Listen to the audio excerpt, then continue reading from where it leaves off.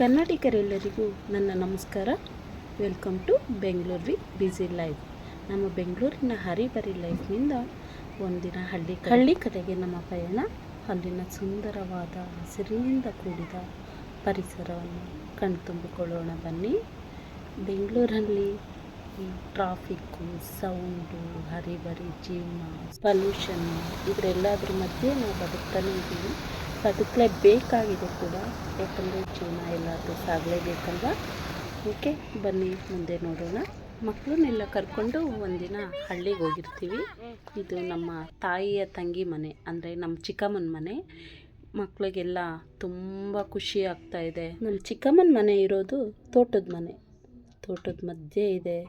ನೋಡಿ ಅಲ್ಲಿನ ಪರಿಸರ ನೋಡಿ ಯಾವ ರೀತಿ ಇದೆ. ಒಂಚೂರು ಬೇರೆ ಸೌಂಡೇ ಬರಲ್ಲ ರೀ ಅಲ್ಲಿ. ಬರೀ ಪಕ್ಷಿ ಸೌಂಡು, ಹಸು ಕೂಗೋ ಸೌಂಡು, ನೀರು ಹರಿಯೋ ಸೌಂಡು. ಅಲ್ಲಿರೋ 2 ದಿನ ತುಂಬ ಖುಷಿಯಾಗಿದ್ವಿ. ಯಾವ ಕಡೆ ನೋಡಿರೋ ಹಸಿರು ನೀರು. ನಾವಿರೋದು ಮಲೆನಾಡಲ್ಲ, ಆದ್ರೂ ಅವ್ರ ತೋಟದಲ್ಲಿರೋದ್ರಿಂದ ತುಂಬ ಚೆನ್ನಾಗಿದೆ ಅಲ್ಲಿರೋದಕ್ಕೆ. ನೋಡಿ ಹಸು ನೋಡಿ. ಇದರಲ್ಲಿ ವಾಯ್ಸ್ ರೆಕಾರ್ಡ್ ಕೊಡಬೇಕಾಗಿರೋದೇನೂ ಇಲ್ಲ ಅಂತ ಅಂದ್ಕೊಳ್ತೀನಿ. ಎಲ್ಲರೂ ನೋಡಿ ಕಣ್ಣು ತುಂಬ್ಕೊಳ್ಳಿ ಅಷ್ಟೇ, ಪರಿಸರನ ಎಂಜಾಯ್ ಮಾಡಿ ಅಷ್ಟೇ. ಮನೆ ಮೇಲೆ ಹೋದ ತಕ್ಷಣ ಎಳ್ನೀರು ಕೈಗೆ ಸಿಗುತ್ತೆ, ಅಷ್ಟೊಂದು ಹತ್ತಿರದಲ್ಲಿದೆ. ಮನಸ್ಸಿಗೆ ತುಂಬ ಖುಷಿ ಆಯಿತು ಎಲ್ಲರಿಗೂ. ಹುಣಸೆಕಾಯಿ ನೋಡಿರ್ತೀರಾ ಎಲ್ಲರೂ. ನೋಡಿ ನಮ್ಮ ಮಗ ಯಾವ ಥರ ಝೂಮ್ ಮಾಡಿ ನೋಡಿಸ್ತಾ ಇದ್ದಾನೆ. ಚೆನ್ನಾಗಿದೆ ಅಲ್ವಾ?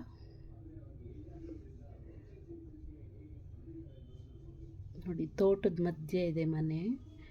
ಅವರು ಒಂದು 10 ಮನೆಗಳು ಹೊಲ್ದತ್ರನೇ ಮನೆ ಕಟ್ಕೊಂಡಿದ್ದಾರೆ, ಅವರ ಅಣ್ಣ ತಮ್ಮಂದ್ರೆಲ್ಲನೂ. ಅದೇ ಒಂದು ಊರ ಥರ ಆಗ್ಬಿಟ್ಟು ಬೆಳಿಗ್ಗೆ ಆಗಿರೋದ್ರಿಂದ ಹಸುನ ಮೇಯ್ಸೋಕ್ಕೆ ಕರ್ಕೊಂಡು ಹೋಗ್ತಾ ಇದ್ದಾರೆ. ನೋಡಿ ಸೌಂಡ್ ನೋಡಿ, ಹಸು ಕೂಗೋ ಸೌಂಡ್ ನೋಡಿ ಯಾವ ಥರ ಇದೆ ಅಂತ. ನೋಡಿ ಫ್ರೆಂಡ್ಸ್,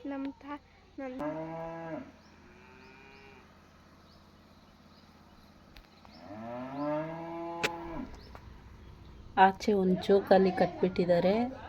ಅದು ನನಗೆ ಬೇಕು ಅಂತ 4 ಜನ ಒಂದರಲ್ಲೇ ಕುತ್ಕೊಂಡು ಒಂದೇ ದಿನಕ್ಕೆ ಕಿತ್ತಾಕ್ಬಿಟ್ರು.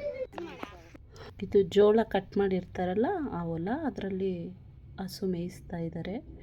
ಬೆಳಿಗ್ಗೆ ಬಿಸಿಲಿರಲ್ಲ ಅಲ್ವಾ, ಆಚೆ ಕರ್ಕೊಂಡು ಹೋಗ್ತಾರೆ. ಹಳ್ಳಿನಲ್ಲೇ ಇರೋರಿಗೆ ಇದೆಲ್ಲ ವಿಶೇಷ ಅಂತೇನು ಅನ್ಸಲ್ಲ, ಡೈಲಿ ನೋಡ್ತಾ ಇರ್ತಾರೆ ಅಲ್ವಾ. ನೋಡಿ ಯಾರೋ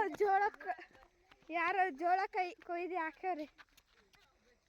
ಯಾರೋ ಅವರು ನಿಂಗೆ ಗೊತ್ತೇನೋ? ಯಾರೋ ಜೋಳ ಕೊಯ್ದು ಯಾರು ಅವ್ರ ಚಪ್ಪಂಡೀಸ್ ಅಂತ ಬಟ್ಟೆಗೆ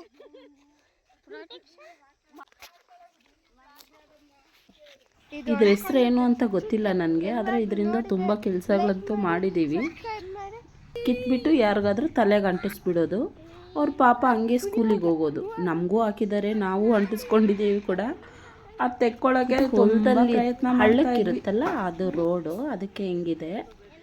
ಇದು ಕುಂಬಳು ಗಿಡ, ನುಗ್ಗೆ ಸೊಪ್ಪಿನ ಮರ ಎಲ್ಲ ಇದೆ ನೋಡಿ ಅಡಿಕೆ ತೋಟದಲ್ಲಿ.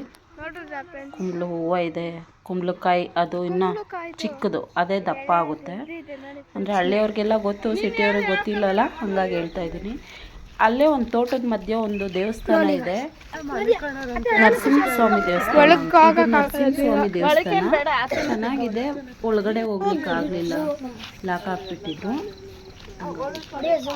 ಎಲ್ಲಿ ನೋಡಿದ್ರು ಹಸು. ನೋಡಿ ಫ್ರೆಂಡ್ಸ್, ಇಲ್ಲೇ ತೊರೆ ಇರೋದು. ಒಂದೇ ನಿಮಿಷ ತೊರೆ ಮೀಟ್ ಮಾಡೋಣ ಪ್ಲೀಸ್. ನಾವು ತೊರೆ ಅಂತೀವಿ, ಹಳ್ಳ ಅಂತಾರೆ. ನೋಡಿ ನಮ್ಮ ಆಂಟಿ ಬಟ್ಟೆ ವಾಶ್ ಮಾಡ್ತಾ ಇದ್ದಾರೆ. ಮಗ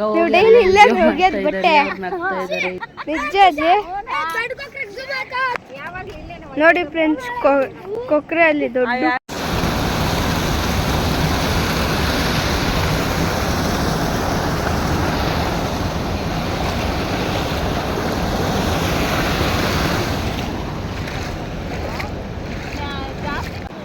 ಮಕ್ಕಳೆಲ್ಲ ಇಳಿದು ಆಗಲೇ ಆಟ ಆಡ್ತಾ ಇದ್ದಾರೆ. ನಮಗೆ ಭಯ. ನಮ್ಮ ಕಡೆ ಇದನ್ನು ತೊರೆ ಅಂತೀವಿ. ಈ ಸರಿ 6 ತಿಂಗಳು ಒಂದೇ ಸಮ ಹರಿತಾ ಇದೆ, ಹಂಗಾಗಿ ಎಲ್ಲ ಪಾಚಿ ಕಟ್ಟಿಬಿಟ್ಟಿದೆ. ಅಂದರೆ ಮೇಲೆ ಪಾಚಿ ಕಟ್ಟಿದೆ, ಒಳಗಡೆ ನೀರು ಫ್ರೆಶ್ ಆಗೇ ಇದೆ. ನಾನು ಆಗಲೇ ನೋಡಿಸಿದ್ನಲ್ಲ, ತುಂಬ ಚೆನ್ನಾಗೇ ಇದೆ. ಇದು ತುಂಬ ದೂರದಿಂದ ಹರಿಯುತ್ತೆ ನೋಡಿ.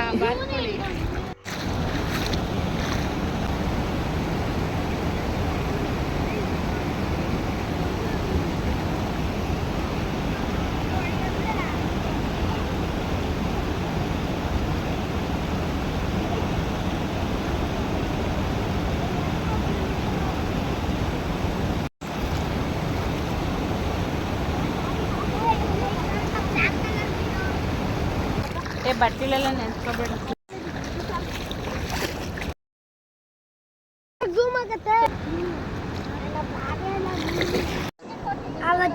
ಬಲೆ ಹಾಕ್ಬೇಕಮ್ಮ, ಬಲೆ ಹಾಕ್ಬೇಕು ಅವಕ್ಕೆ. ಇಲ್ಲ ನಾನು ಕೈಯಾಗ ಹಿಡಿತೀನಿ ನೋಡಿ. ಇದನ್ನು ನಾವು ಕೊಕ್ರೆ ಅಂತೀವಿ, ನೀವೇನಂತೀರಾ ಅಂತ ನಂಗೆ ಗೊತ್ತಿಲ್ಲ. ನೀವೇನು ಹೇಳ್ತೀರಾ ಕಮೆಂಟ್ ಮಾಡಿ. ಎಷ್ಟು ಪ್ರಾಣಿ ಪಕ್ಷಿ ಎಲ್ಲ ನೋಡೋಕೆ ಅವಕಾಶ ಇದೆ ನೋಡಿ. ಇದು ಹೊಂಗೆಕಾಯಿ, ತೊಗರಿ ಗಿಡ.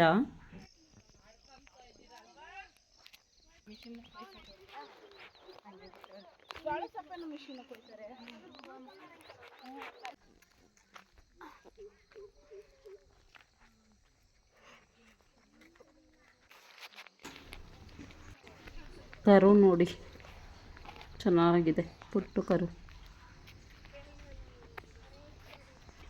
ಸ್ನೇಹಿತರೆ, ಈ ನನ್ನ ಪುಟ್ಟ ಪ್ರಯತ್ನ ಏನಾದರೂ ನಿಮಗೆ ಇಷ್ಟ ಆಗಿದರೆ ದಯವಿಟ್ಟು ಲೈಕ್ ಮಾಡಿ, ಶೇರ್ ಮಾಡಿ, ಸಬ್ಸ್ಕ್ರೈಬ್ ಮಾಡಿ.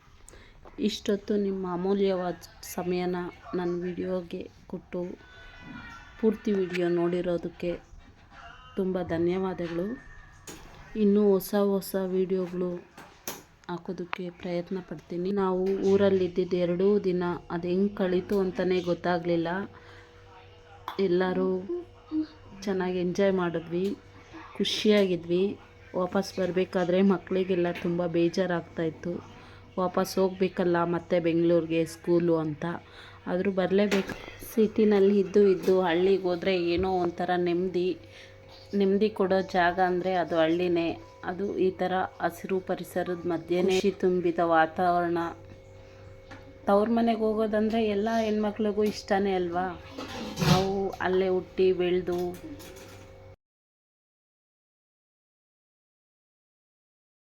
ಪ್ಲೀಸ್ ವಿಡಿಯೋ ಇಷ್ಟ ಆಗಿದರೆ ಎಲ್ಲರೂ ಸಬ್ಸ್ಕ್ರೈಬ್ ಮಾಡಿ, ಲೈಕ್ ಮಾಡಿ, ಶೇರ್ ಮಾಡಿ. ಪ್ಲೀಸ್ ನಿಮ್ಮ ಸಪೋರ್ಟ್ ನನಗೆ ತುಂಬ ಮುಖ್ಯ. ಸಪೋರ್ಟ್ ಮಾಡಿ. Thank you for watch. Bell icon press ಮಾಡೋದನ್ನು ಮರಿಬೇಡಿ. Thank you. ಎಲ್ಲರಿಗೂ ಬಾಯ್.